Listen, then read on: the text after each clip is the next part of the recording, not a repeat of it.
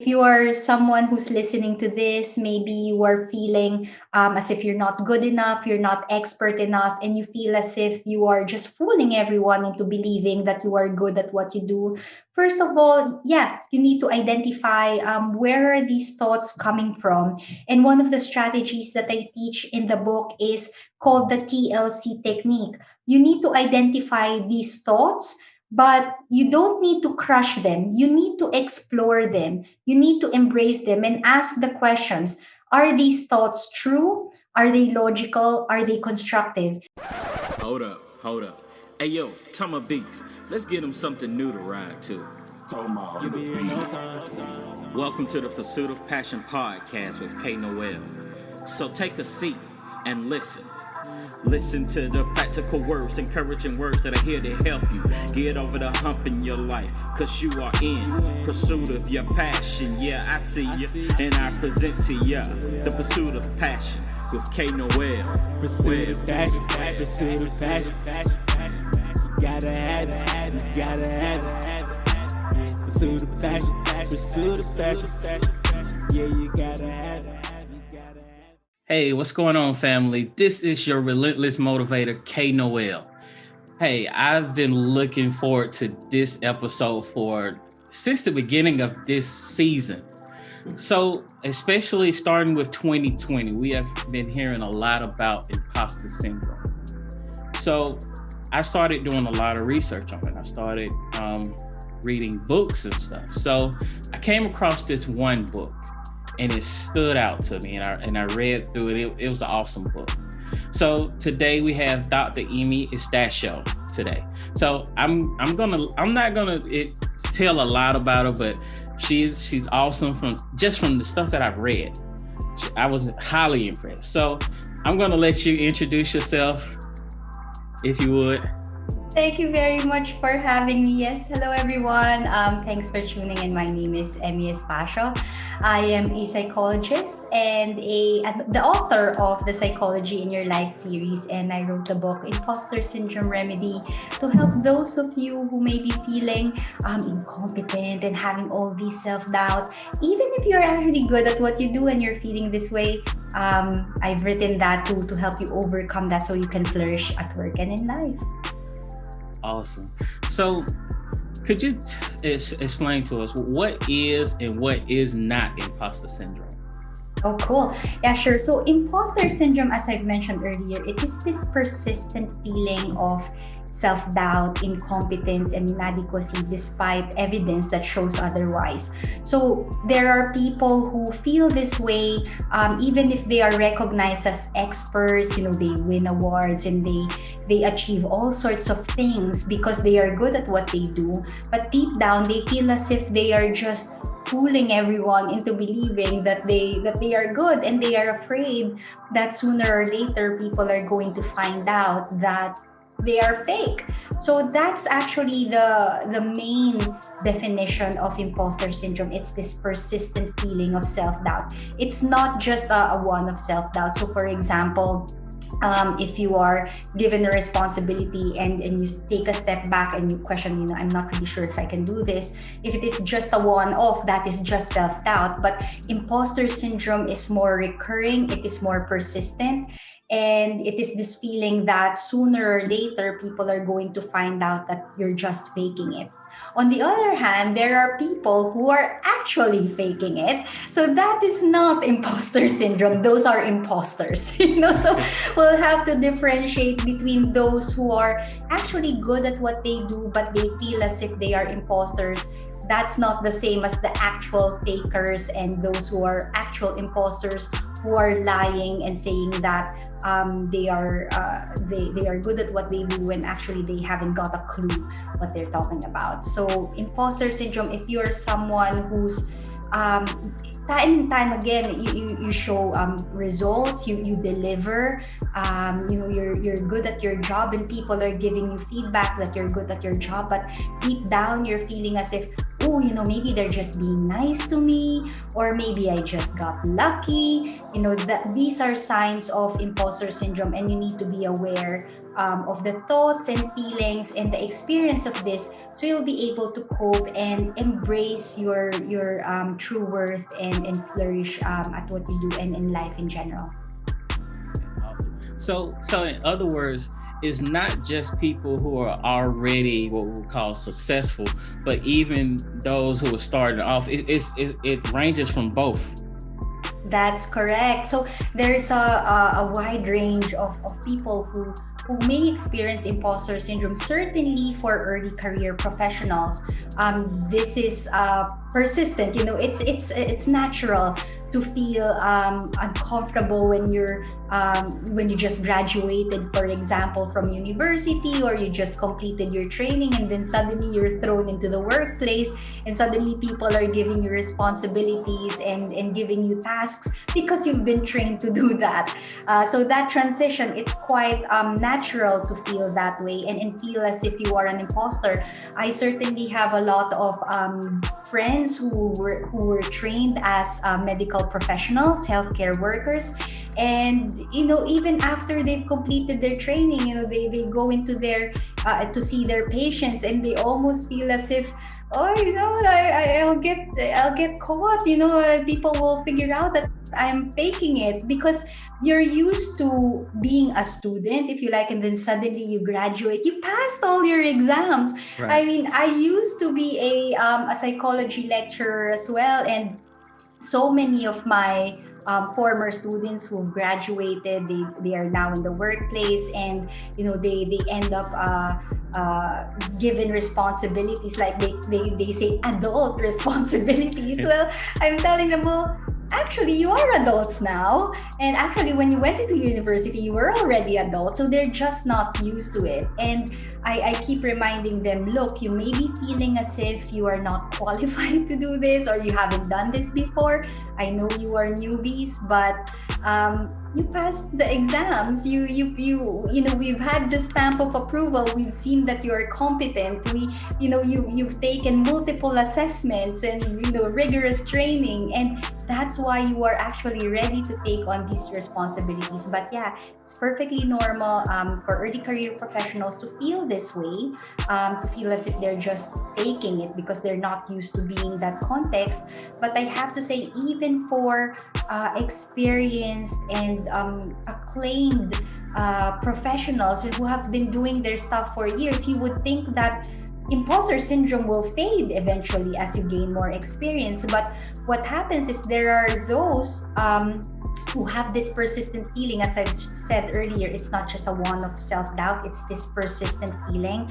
So there are people who may have years and years of experience already, but deep down they are still feeling as if they're not good enough, or whatever it is that they are achieving, it's just they're being lucky, or people are just being nice to them, and they are afraid that sooner or later they will get found out. People will find out that they are actually just faking it. So it could be a broad range from early careers to experienced professionals, those who are also shifting careers. So for example, last year, in 2020, so many professionals, let's say, pivoted, or so many entrepreneurs had to pivot because you need to make some adjustments in terms of how you do things, or in terms of what you do in the first place, because what you used to do you cannot do at the time because lockdown, there's a pandemic, so you need to pivot. So imposter syndrome could kick in because you're making that shift, you're going into unfamiliar territory. So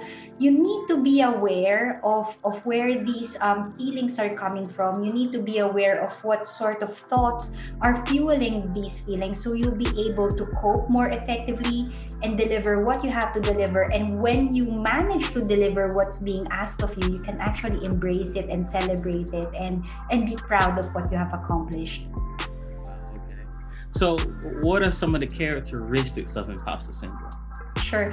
characteristics of imposter syndrome. If you're listening to this, you may want to keep notes because you might say, that's me. I could relate to this. It's certainly for me when I was, writing my book. It's certainly something that I've identified in myself because I have to confess, I do experience imposter syndrome as well, and because I am aware of the characteristics and I'm aware that this is what happens when you have imposter syndrome, I could tap into it and then cope with it because I know that this is what it is. So one of the common characteristics of imposter syndrome is this denial of competence. So it's possible that you may be good at what you do, you are knowledgeable, you are qualified, you are experienced, and yet you deny that you have these skills and expertise that allow you to do what you have to do. So for example, you may be someone who's like let's say with my students who just graduated, you're given responsibilities in your new job and you tell yourself, I don't think I can do this, I'm not competent enough to do this. So it's this denial that you have the skills, the qualifications, and the experience that fuels that kind of emotion. So denial of competence is a main characteristic. For those of you, for example, the early career professionals, you may be feeling this way and you would think, I can't do this, but you do it anyway because it's your job. Right. And if you have imposter syndrome, you do the job and you actually fulfill it, you actually deliver what you're supposed to deliver. If you have imposter syndrome, you will deny that you actually did it, so to speak. It's almost like I did it because people helped me, or I just got lucky, or maybe I did it and they're giving me feedback that I'm good, but they're just being nice. So again, there's this denial of competence that even if you're delivering what you're supposed to deliver, you're denying that you did it and that you had the skills and the competence to complete that job. So if you are thinking this way, if you feel this way sometimes, denial of competence is a telltale sign that you may be experiencing imposter syndrome, right? So that's number one. Number two, and certainly this is something that I can see a lot in my students. Actually, apart from being a psychologist, I'm also a self-publishing coach because I've written so many books already.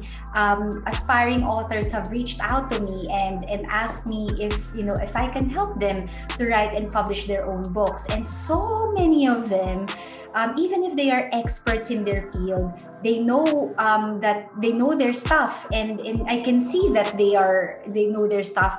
The imposter syndrome actually is shown in the way they relate about their work. So the second characteristic is people with imposter syndrome tend to have maladaptive perfectionist tendencies. And what I mean by that is you have adaptive perfectionism and you also have maladaptive perfectionism. With adaptive perfectionism, these are people who would do something and they will deliver and they will get feedback and they will find ways to refine and improve their craft. They want it to be perfect next time and do it again and do it better. So that's adaptive perfectionism. That's okay. With maladaptive perfectionism, this is quite common for people who experience imposter syndrome. They will do something and they will deliver it. They will get feedback, and 99% it is fantastic, but there's this 1% room for improvement, right? So for the adaptive perfectionists, they will take that 1% and they will say, that's okay, no, I'll refine it, it's okay. For the maladaptive perfectionists, they will beat themselves up for that 1% flaw that was spotted. They would say, oh no, I'm such a fraud, I cannot perfect it. It takes away the joy and the satisfaction that 99% of the time it's almost flawless. It's just that 1% room for improvement, but they focus so much on that 1% and call themselves a fraud for that little slither of flaw and the feedback that was given to them for improvement in the future. So if that's you, if you beat yourself up too much for those little imperfections, again, that's a sign of imposter syndrome. For my students who are aspiring authors, what happens is if you have maladaptive perfectionism, you tend to shy away from responsibilities, or you tend to stop yourself from delivering what you have to deliver. So for example, with my students, they will write their books, and because they have maladaptive perfectionist tendencies, they will keep saying, it's not ready yet, it's not ready yet, it's still not good enough. So this messages that they have inside their head, that it's not good enough, I'm not expert enough, it's not ready, it's actually being reflected in the behavior, and that certainly affects performance as well. So second characteristic of imposter syndrome is this maladaptive perfectionist tendency. Perfectionism is okay to some extent, that it is a way for us to identify where we can improve. There's always room for growth and development. But maladaptive perfectionism, which is quite common for people with imposter syndrome, is that they beat themselves up for the slight imperfections in what they do. And because there's room for improvement, they would say, I'm not perfect, I'm a fraud, and sooner or later people are gonna find out that I'm not good. So that's the second characteristic. It's this. So the first one is denial of competence. The second one is maladaptive perfectionist tendencies, and the third one is this fear of being found out. This fear of because you're feeling as if you are a fraud, you are afraid that people are going to find out that you're just faking it. And for those who experience imposter syndrome, as I've mentioned before, these are people who shy away from putting themselves forward, from taking more risks, because if they take risks, it's gonna expose them. Yeah. It's gonna put them on the spotlight. These are people who would shy away from taking leadership roles, or from taking on new challenges, because if they do, they are afraid that all their imperfections, as I mentioned earlier, they have this maladaptive perfectionist tendency, their imperfections will be exposed. And in this fear can certainly hold people's careers back. It could hold them back in terms of how much they embrace their worth and how much they celebrate their success. So these three characteristics, keep an eye out for these characteristics, because if you experience them, this denial of competence, maladaptive perfectionist tendencies, and this fear of being exposed because you feel as if you are a fraud, try to identify where these feelings are coming from. Try to recognize that these are characteristics of imposter syndrome, and if you are able to spot them, that's step number one. And once you are aware of them, you can actually do something about it and learn how to cope with it. I can honestly say I am guilty of maladaptive. That has me all over, and I can think of many occasions where I have played that role. I have to say it's very common. It is just natural to want to deliver something that is almost perfect, and you for us we and for me, I would speak for myself actually, because I do experience imposter syndrome as well. I feel embarrassed that it's not 100% perfect. I'm still learning to be more compassionate towards myself, that I'm only human. And if we actually adopt a more growth mindset, I talk about in my book the difference between fixed mindset and a growth mindset. When you embrace having a growth mindset, it would be easier to cope with maladaptive perfectionism, because you recognize that, oh yeah, I'm doing something, there will be room for improvement, which means that I could still learn, I could still grow. If it's already perfect, what else can we do? I mean, there's no more mountain to climb, if you would like to say that. So in terms of handling maladaptive perfectionism, the cure to that is embracing having a growth mindset. Certainly for me, I'm still learning how to manage this. And if you are, like for example, Noel, if you are telling yourself, I have maladaptive perfectionist tendencies, and you can't seem to shake it off, don't worry. Again, that's us with our maladaptive perfectionism. I have to get rid of it immediately. Give yourself time, give yourself the space to learn how to cope with that.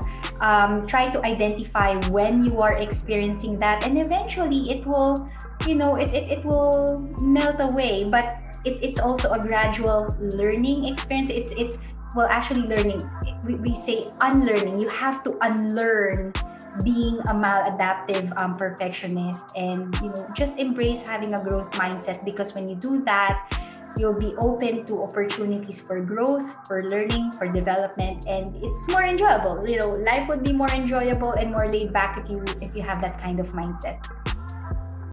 Hey, what's up, fam? To all my business owners out there, do you need to get your business out to more eyes and ears? Do you have a book that you want to get into the hands of other people? Well, here's your opportunity. The Pursuit of Passion podcast is looking to partner with you. We are offering advertising opportunities, so hit us up today. All serious inquiries can email us at podcast@relentlessmotivationalgroup.com. And remember, all things motivate. Goals. How many goals have you set up for yourself where you gave up because it was too hard? How many times did you feel you weren't good enough because the journey seems tedious? I too felt this way, but then things changed. I realized I had to change how I think. I had to change who I was. I had to be relentless. I am Noel. I want to tell you about my book, Be Relentless. It teaches how to understand your roar, your design path, hitting your mark, and much more. Purchase your copy of Be Relentless today at www.relentlessmotivationalgroup.com. It's not just another book, it's a movement. So are you ready to be relentless? So in your book, you talk about the imposter syndrome cycle. Could you talk to us and the listeners about what that actually is? Sure. Because here's the thing. There are people who cope, well, let's say, not really cope healthy. There are healthy ways to cope with imposter syndrome and unhealthy ways to cope with imposter syndrome. So let me give you one example. There are people who would be, for example, given a task. You are at your job. Your boss gives you a task, and you experience imposter syndrome. You say to yourself, I'm not sure I can do this. I'm not sure if I'm qualified to do this. So one way that some people would cope with this is they would cope through procrastination. They would say, okay, I can't handle this right now. I'm not competent enough to do this. Let my future self handle that, because maybe my future self will be more competent. So I'm just gonna park it there, and my future self will handle that. So they procrastinate. There are people who have to do it at a certain deadline. They procrastinate, and as soon as they get closer to the deadline, they have no choice, right? They have no choice. They have to do it. So they will do it. They will get on with it. With the time pressure, they get on with it, and they fulfill their responsibility. They get the job done. But instead of feeling competent, instead of washing away the imposter syndrome because you've actually done what you were supposed to do, you tell yourself, well, actually, I just managed to do that because of the time pressure. If I didn't have the time pressure, I won't be able to do that. So the cycle actually continues. It's not as if you had your self-doubt, you did something, you proved that you can do it, and the imposter syndrome goes away. With that particular cycle, you were given a task, you procrastinated, you did the task because the time is, the pressure is on, you deliver, but instead of feeling like, ooh, yeah, I'm so good, I managed to deliver, you actually end up saying, well, actually, no, I only managed to deliver because I was put under pressure. So the cycle continues. So that's one way. Certainly for me, that's not my way of coping because I don't like the pressure. I don't like having that time pressure. The way that I've been coping, and certainly I've been attracting so many people who cope the way I do, is you're given a task, for example, you're given a responsibility, the imposter syndrome kicks in. You say, I can't do this. I'm not good enough to do this, but I have to because it's my job. People trusted me. So let's just get on with it. So the way I would cope with that is I would work and work and work and work and work and work and work and work and bend over backwards and keep working. So there's the maladaptive perfectionism as well kicking in, because even if I've already finished what I was supposed to finish, I will review it again and again and again and again because I keep saying it's not good enough. Right. I can't give this now. I can't deliver it because it's not good enough. And the only way for me to give it is because of the time. But, I use all of that time instead of procrastinating. I actually use that time, maybe working 60 hours a week, 70 hours a week, just to do what I'm asked to do. But the truth is, I could have finished it in 5 hours, but I just won't, and I will do as much as I can, even if what you call this in economics, there's like a diminishing return on your effort. After you spend so much time, even the little tweaks that you do is actually not making an impact anymore. But because of the imposter syndrome, you just keep working hard. You just keep pushing yourself because you are afraid that if you don't, you're not going to deliver to the level of perfection that you want to deliver.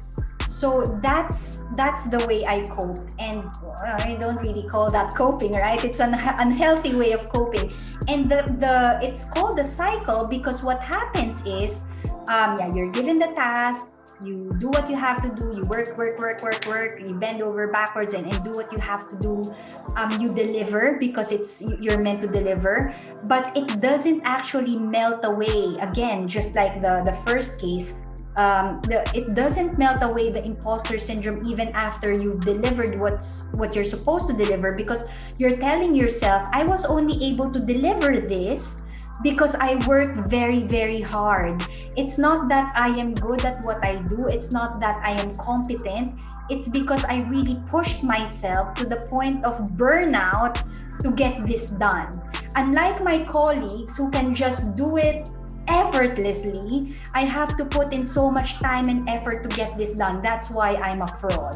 And I'm afraid that if I don't put in the work, people are gonna find out that I'm a fraud. So the cycle continues.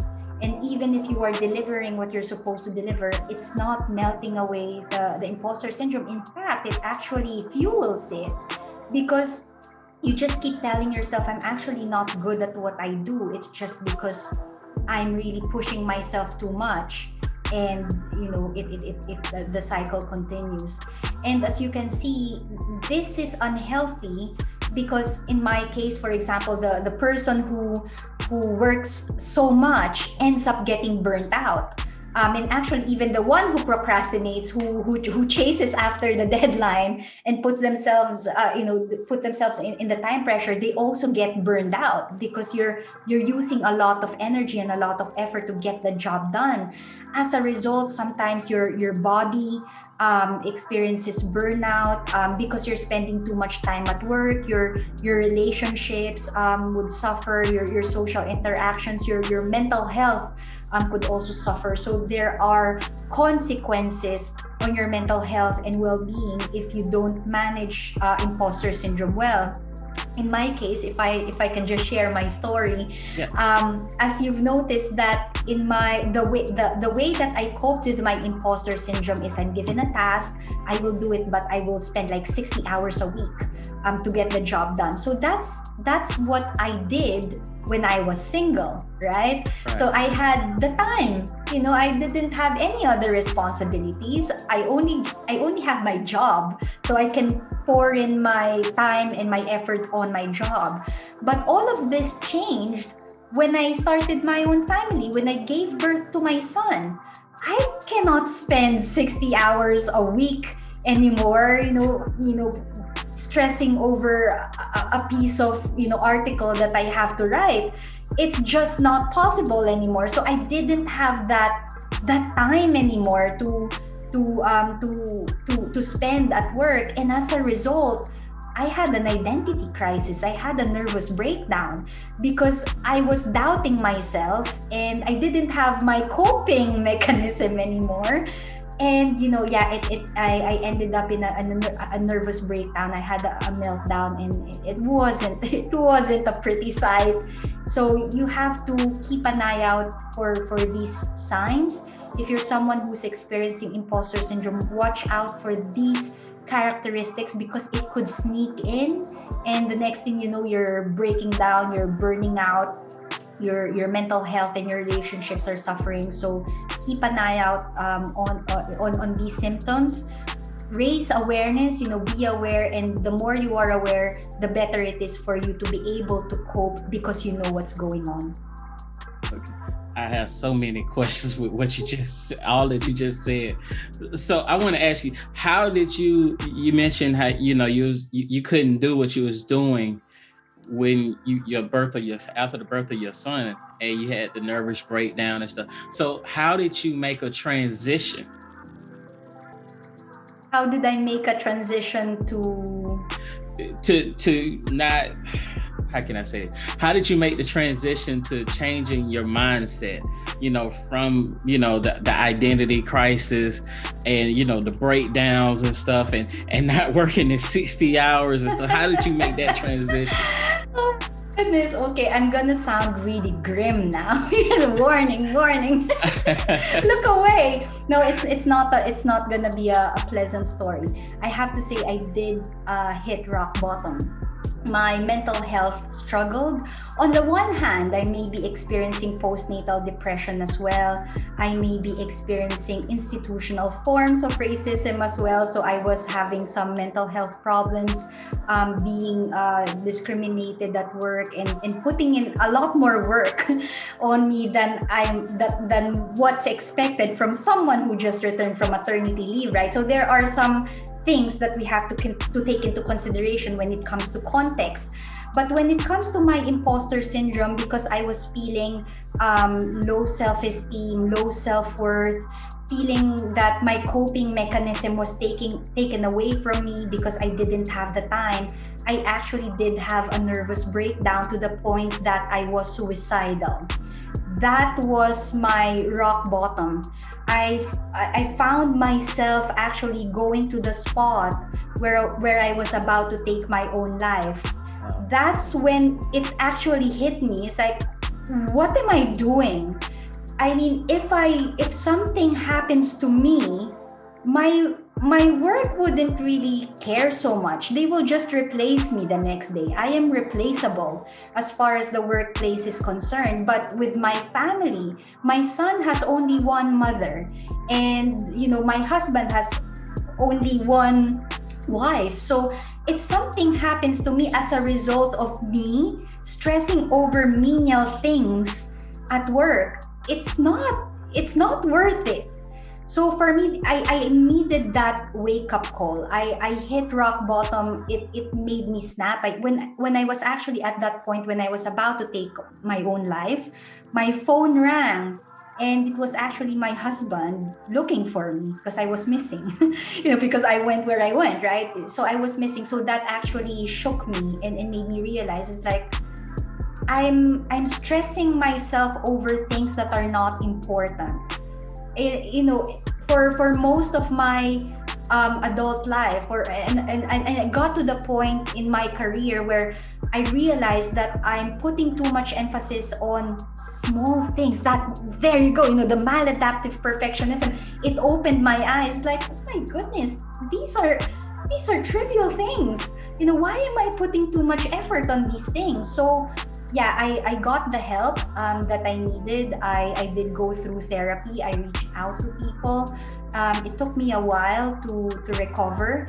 Eventually, I did recover, and that's how I ended up writing my books, which I found therapeutic to be able to tell my story and to be able to share also the strategies that I had to cope with in terms of managing imposter syndrome and managing mental health difficulties. But at the same time, there's there's only so much that we can do as individuals. Yeah, we can manage our mindset, we can manage the way we think, feel, and behave. But for me, as far as I was concerned, I also had to take care of the context. I had to take care of the environment. And if you are in an environment that is toxic, that is not actually it's not actually helping you to fulfill your fullest potential, if your imposter syndrome thoughts are being fueled by the environment itself, then you have to find ways to get yourself out of that context and find an environment that is more nurturing, that will actually help you to embrace your fullest potential rather than crush you and pin you down. So for me, there was only so much that I can do on an individual level. On a more environmental and structural level, I had to get myself out of that context, and that's when I eventually healed and flourished and thrived, and that's where we are here now. Well, I'm glad that we are here to even have this conversation. And thank goodness for the divine intervention of your husband calling at the time that he called. So when I think about that, it was, yeah, I rarely talk about my my Christian background as well, but I understand that these things have to happen, and I do pray that at that point I needed to be in that position, to be able to live that, to experience that, but also to take myself out of that unhealthy environment, because it was really causing damage to me, but it's also causing damage to the people around me, and it had to happen, and I had to heal. And I know that there are people who may be going through that experience as well. For me to be able to experience that firsthand, sure, I'm a psychologist, I know about this from textbooks. Right. I know about this from research. That's what I've been trained to do. This is what I've been studying. But to have to go through that experience myself, I can experience more empathy and more compassion, because I know what it's like to be in that position, and how having a really supportive environment can help people get out of these contexts themselves. So yeah, I mean, it's something that I don't, that's why I had a warning. It's like, it's not gonna be a pleasant story here, but it needs to be told. Right. So let's go back to the imposter syndrome cycle again. Okay. How can one break that cycle? Sure. Yeah, I mean, if you are inside that cycle, it's quite easy to stay inside that cycle. And in my situation, and certainly I've seen this from, some of my students and some of my clients, when you are inside that cycle, it's quite hard to see that you are in it, because it's almost as if it's just the norm for you. This is natural for you. So the very first thing that you need to do to get out of that cycle is having this conversation. Just being aware that these feelings of incompetence and inadequacy, these are natural. These are feelings that we experience as humans. But if you feel as if you are stuck in a loop, the way we have discussed here, awareness is important, and you need to find a way out by identifying what's fueling that cycle. What are the thoughts that fuel these feelings of incompetence and inadequacy, being aware of them, identifying where these thoughts are coming from, and eventually exploring whether, we'll talk about the strategies later, but whether these are true, logical, and constructive, so that you'll be able to reframe them and move on from there. That's the way to do it. And I have to say, just because you've managed to step out of the cycle once doesn't mean that you cannot go back in the cycle again. It's a constant reflection and looking at the state that you're in. That's why it's really quite useful to have, as I've mentioned earlier, having a supportive environment around you. So when you have these feelings of self-doubt, there will be people around you who can identify that if you cannot see it yourself. So the environment is really important. Self-awareness is also important, but identifying where these beliefs are coming from, that's one of the first steps to get yourself out of that cycle. So let's talk about the support right now. How can those from the outside help someone who is dealing with imposter syndrome? Sure.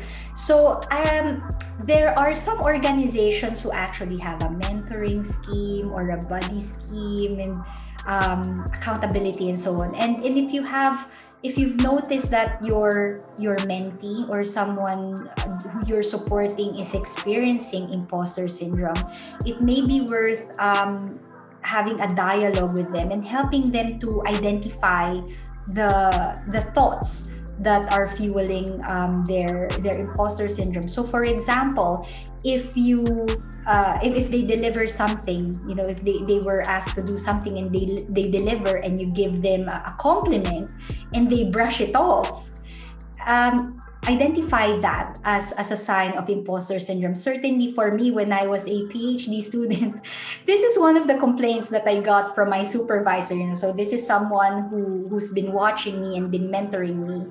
I would give him a draft. He would review it and he would say, oh, this is excellent. You've done really well. And with my imposter syndrome, denial of competence, I would say, you're just being nice. You're just being polite. Say something bad about it. It's almost like I'm begging for him to say something bad because I want to validate my thoughts that I'm incompetent. And what he did was he would catch me out when I say something like this. He would say something like, Emee, I'm giving you a compliment. Why don't you just embrace it? The thing to do here is say thank you. So for the people who are outside of that cycle and you can spot someone who's exhibiting signs of imposter syndrome, just keep an eye out for that. And one of the signs is this inability to internalize success. They can't handle compliments. You tell them something nice. Oh, you've done a brilliant job. And they would say, no, I'm just... They help me. It's like they can't embrace it. So if you're the one giving compliment, just encourage them. No. You did it. You knew what you need to do and you did it, and amazing. Write that down here. You need to show them appreciation and recognition that what they are doing is good, and the results that they got is because they are knowledgeable and skilled and they've done what they were asked to do. So if you are from the outside, just spot those characteristics. One way is to give them compliments, ensure that compliment is accepted.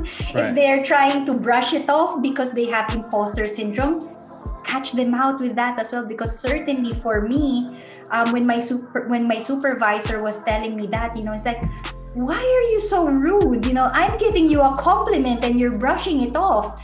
So for me, I wasn't even aware. It's almost like a habit for me. When someone says something nice to me, I would like, I'm uncomfortable with that. It's like, no, you're being too nice to me. I don't deserve it. So, just make sure that when you actually do give them compliments, catch them out if they're not accepting them, and encourage them to embrace that they have skills and knowledge that they have and that they're contributing to the team if you are part of the team. So that's actually one way for outsiders to do that. And another thing is just having that conversation, having that dialogue, identifying those inner critic messages. We can talk about that as well later. In the book, I call them performance interfering thoughts. Just keep an eye out for those inner critic messages and try to challenge them and ask if these thoughts are true, logical, or constructive. I can say I'm guilty of accepting, compliments and stuff, especially with my wife. Because I will tell my wife, she's just saying that because she has to say it. Yeah. So I am very guilty of that.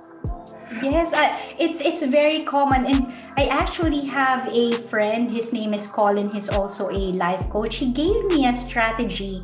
If you have imposter syndrome and you are uncomfortable, you are uncomfortable when people give you compliments. He would say it's not enough just to say thank you. You actually need to acknowledge the compliment. So if someone said, "Oh wow, you cooked something and it tastes fantastic," and they say, "Oh, this is amazing. Your food is great." Instead of just saying, "Oh no, it's not," you're being polite, or you say, "Oh, oh, thank you."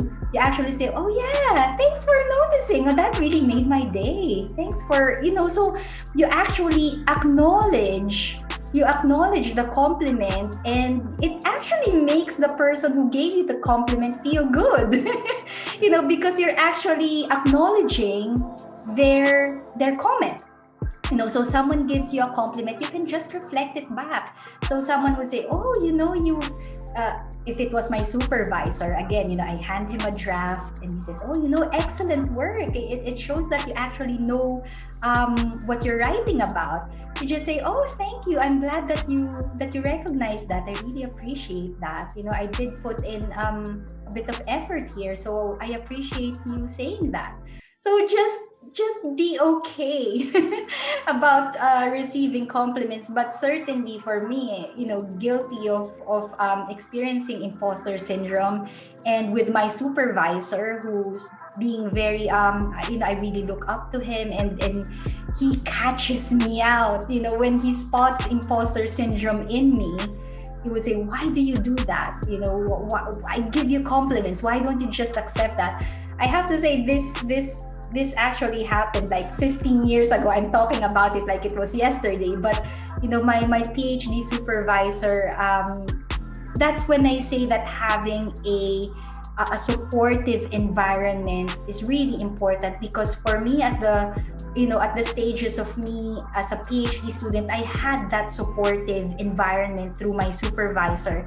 And when I was put into an environment that was quite toxic and not having that support, and we can certainly talk about institutional forms of racism as well. When you start doubting your abilities, and when you're starting doubting whether you actually belong there, then that's when even if you have the most self belief, that could easily crumble if the environment is toxic. Okay. So you mentioned racism. I know this from your book, but I want you to share it with everyone else. What group is most affected by imposter syndrome? It's actually quite hard to talk about this right now. But we have to make these uncomfortable conversations, because we have found from research that people from ethnic minority backgrounds, especially if you are someone who, if you feel as if you don't belong there, you're more likely to experience imposter syndrome. So it's not actually just about the racism. You can talk about sexism as well. So there are industries where it is male dominated, and there are a few women in there, and they would feel as if, I think I'm just fooling everyone into believing that I belong here. The same goes with people of color. For example, we call these industries snowy peaks. We call it snowy peaks because it's all white at the top, right? So it's quite hard to actually you enter, and you can see the hierarchy where it's snowy peaks at the top, and it's quite hard for people of color to actually climb up the ranks.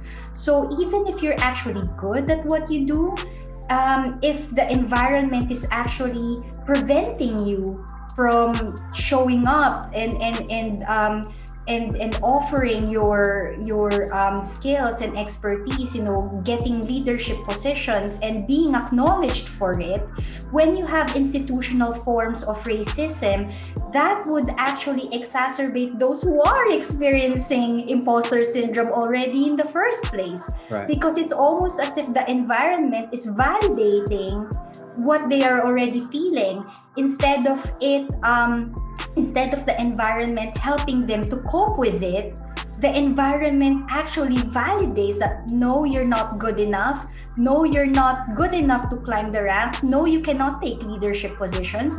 And even if you do something that is worth the acclaim and you're doing a great job in comparison to the standards that have been set, if it is not acknowledged, then all these questions and beliefs that you have in your mind that what you deliver is not good enough, it's validated by unfair structures that it's actually quite hard to challenge. Okay. Wow. So it's hard. It's I get really I have a smiling face. This is my imposter syndrome again, putting on a mask, putting on a smiling face, but I'm angry. This is me being with a nervous laugh. I'm angry. Okay, so could you tell us a little bit about your books? Sure. I actually do have 3 books in the series. I have Change Your Life for Good, Imposter Syndrome Remedy, and Fear is Not My Enemy. Change Your Life for Good was the first one that I wrote. It was just, after I've experienced my breakdown, I got the help that I needed. And as a psychologist, I actually did use strategies that I've learned for the past 20 years of my career as a psychologist and put them inside the book to help others who may be experiencing the same, if they feel as if they are stuck in a rut and they're not really accomplishing what they want to accomplish and they want to change their life for good. So there are strategies in there. That's book 1. Book 2, we talked about imposter syndrome remedy. If you're feeling self-doubt, these feelings of incompetence and inadequacy, that's book 2. And the third book, that was actually relevant last year and actually even now, Fear is Not My Enemy. When fear is actually stopping you from doing what you want to do in life, I share strategies, techniques from psychology that will help you to identify where is the fear coming from, what are the beliefs that's fueling this fear, and how can you get over these feelings so you can pursue what you want to pursue, do what you want to do with your life. Even if you feel the fear, you just get on with it, and you deal with it because you have the strategies to help you with that. So those are my books. They are actually available on Amazon, on print, Kindle, and audiobook version. So if you're listening to this podcast and if you prefer to listen, because audiobooks is the way to go. Okay. And where can people find you on social media? On social media, I'm most active on Facebook, but the best way to find me is actually to go on Amazon because my author page is there. You can see all of my books posted on Amazon. If you type in Emme Estacio, you may find my Psychology in Your Life series there. You may also find my health psychology books because I'm an academic. So I also write textbooks and so on. But if you are interested in the self-help genre, particularly for the self-help, the Psychology in Your Life series, all of my books are on Amazon. You just need to type in Emme Estacio and you'll just find it there. All right, awesome. So like I do with all of my guests, I'm going to give you the opportunity to just to have the floor to encourage the listeners to say whatever's on your heart. Whatever's on my heart. Thanks for the opportunity. First of all, if you are someone who's listening to this, maybe you are feeling as if you're not good enough, you're not expert enough, and you feel as if you are just fooling everyone into believing that you are good at what you do. First of all, you need to identify where are these thoughts coming from. And one of the strategies that I teach in the book is called the TLC technique. You need to identify these thoughts But you don't need to crush them. You need to explore them. You need to embrace them and ask the questions. Are these thoughts true? Are they logical? Are they constructive? Because it's most likely that some of these thoughts are lies that we tell ourselves over and over again. So if you're feeling self-doubt and incompetence, explore the thoughts that fuel imposter syndrome and ask, is this true? Is it logical? Is it constructive? That's the first thing. Start with yourself. But also, you also need to identify the environment. You need to identify the context that you are in. And if you can see that it is actually the environment that's fueling these thoughts, then you actually need to do something about it.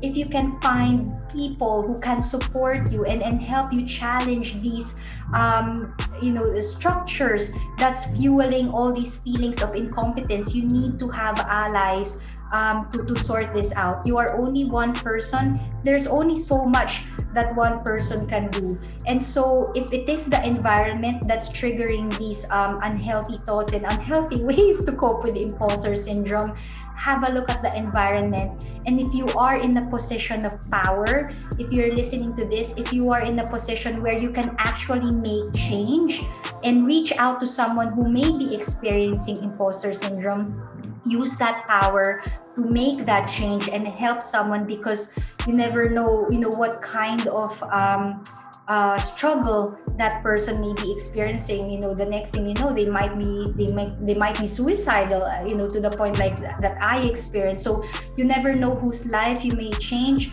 because you are using your power to benefit others, to change the environment for the better and to make it healthier for everyone equally. That's Awesome. Well, I just want to personally thank you for taking the time out for interviewing with us and talking with us and educating us on imposter syndrome and how we can overcome imposter syndrome. And, even when we experience it on, different times and occasions and stuff, how can, we overcome those thoughts? So I just thank you. Thank you for the opportunity, and I hope this serves your audience. Awesome. Well, for everyone listening, you all know the drill. Whatever time of the day you're listening to this, I hope you have a great day, a great morning, great evening, and we are out. Thanks for joining us this week on the Pursuit of Passion podcast with K. Noel. Make sure to visit our website at www.relentlessmotivationalgroup.com to purchase books by K. Noel and Relentless Wear. Check us out on Instagram and Twitter. Both handler names are RelentlessMG1. And also check us out on Facebook at Relentless Motivational Group. Also, join the Relentless Texting Community today by texting Relentless to 404-962-0730. Be sure to subscribe now to the Pursuit of Passion podcast with K. Noel to catch a new episode every Thursday. And don't forget to leave a 5-star rating. You can find us on Spotify, Apple Podcasts, iHeartRadio, and a ton of other podcast platforms. If you would like to look us up on Anchor, that would be anchor.fm/The Pursuit of Passion. If you would like to send a donation, you can do so on our website or on our Anchor page. Last but not least, always remember that all things motivate.